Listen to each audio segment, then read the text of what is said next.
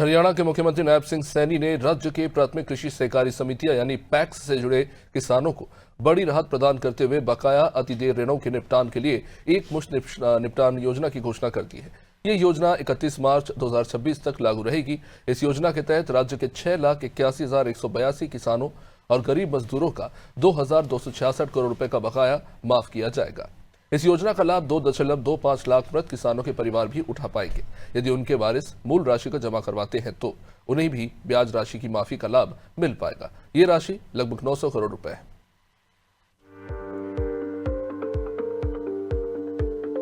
किसानों के खाते में उनके नुकसान की भरपाई का भी पैसा पहुंच जाएगा।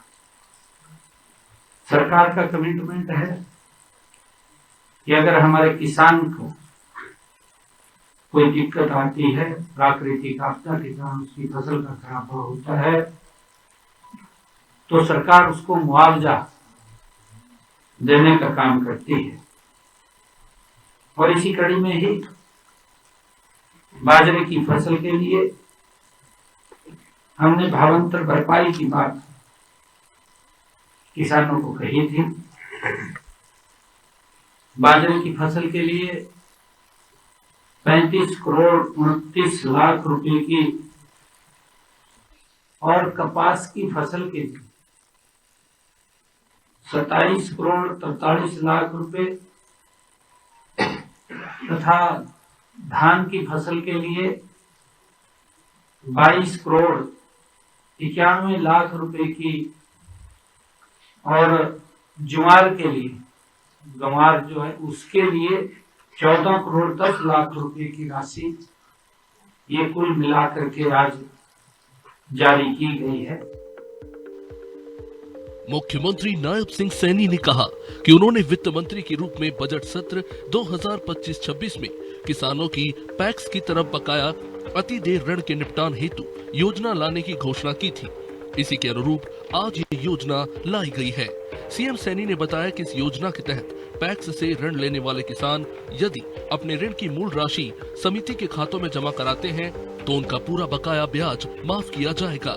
मुख्यमंत्री ने कहा कि ये योजना उन सभी कर्जदार किसानों के लिए है जिन्होंने फसली ऋण, काश्तकार ऋण या दुकानदारी के लिए ऋण लिया है, जो 30 सितंबर 2024 को अतिदेय हो चुके हैं। वो इस योजना का लाभ उठा सकते हैं। मुख्यमंत्री ने कहा कि इस योजना के तहत मूल राशि समिति में जमा करने के बाद किसान 1 महीने बाद अपनी जरूरत अगली फसल के लिए 3 किश्तों में नया ऋण भी ले सकते हैं। मुझे ये बताते हुए खुशी भी हो रही है कि आज हम उस घोषणा को अमली जामा भी पहना रहे हैं कि जिससे हमारे पैक्सों के ऋणी किसानों के लिए ये योजना एक वरदान भी सिद्ध होगी। इस योजना के तहत पैक्स से ऋण लेने वाले किसान अगर अपने ऋण की मूल राशि समिति के खातों में जमा करवाते हैं तो उसका पूरा जो ब्याज है, पूरा का पूरा बकाया ब्याज का वो माफ कर दिया जाएगा।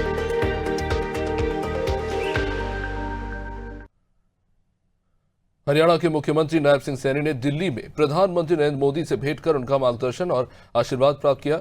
इस अवसर पर सीएम सैनी ने हरियाणा के परिवारजनों की ओर से प्रधानमंत्री को पांचजन्य शंख का स्मृति स्वरूप भेंट किया, जो धर्म और सत्य का प्रतीक है। इस दौरान सीएम सैनी ने पीएम मोदी से प्रदेश में चल रही जन कल्याणकारी योजनाओं, विकास कार्य और भविष्य की प्राथमिकताओं पर विस्तृत चर्चा की। इस मुलाकात का जिक्र करते हुए मुख्यमंत्री नायब सिंह सैनी ने एक सोशल मीडिया पोस्ट में लिखा कि प्रधानमंत्री द्वारा दिए गए सबका साथ, सबका विकास, सबका विश्वास, सबका प्रयास के मंत्र से प्रेरित होकर हरियाणा निरंतर उन्नति, समृद्धि और सुशासन की दिशा में तेजी से आगे बढ़ रहा है।